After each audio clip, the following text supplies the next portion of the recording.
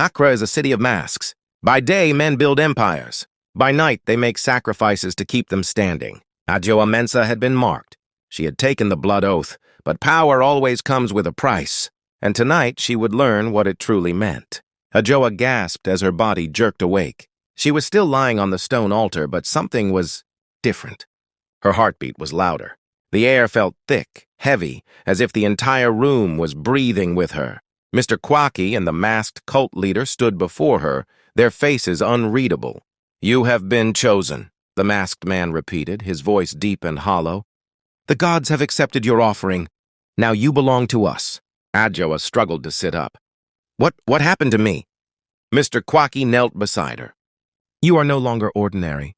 Adjoa, you are now part of something greater than yourself." She touched her wrist, expecting to see the wound from the ritual knife. But the cut was gone.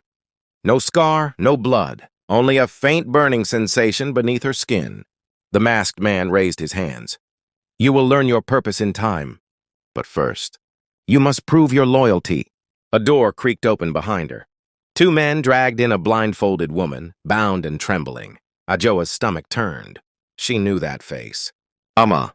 Her closest friend, Amma, had been her sister in struggle, the only person who had ever truly cared for her. And now she was on her knees, pleading. "Adjoa, what's happening? Please help me!" The masked man placed a dagger in Adjoa's hand, the same one that had cut her wrist. "A sacrifice is required," he said coldly. "Kill her and your journey begins." Adjoa's breath came in ragged gasps. No, I won't do it." Mr. Kwaki's eyes softened with something almost like regret. "If you refuse, the gods will take what is owed in another way." The air around them grew colder. The candles flickered violently. Then a whisper slithered through Adjoa's mind, low, dark, and inhuman. "Kill her, or be consumed." Adjoa dropped the dagger, shaking her head. "I won't!" The moment the blade hit the floor, Amma screamed. Her body convulsed violently, as if something inside her was tearing her apart. Blood poured from her nose, her mouth, her eyes, her very soul being ripped away. Within seconds, she was gone. A hollow shell, lifeless, empty. Adjoa fell to her knees, choking on a sob. "You see," the masked man said, his voice calm, "the sacrifice will always be made. The only choice is whether you control it." Adjoa Mensah had stepped into a world darker than she could ever imagine.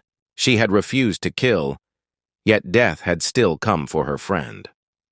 Now the gods had marked her, and the cult had claimed her. But what they didn't know was that something had awakened inside her, something even they could not control. Amma was gone. The cult had claimed its sacrifice, but what they didn't know was that something had changed inside Adjoa, something powerful, something dangerous.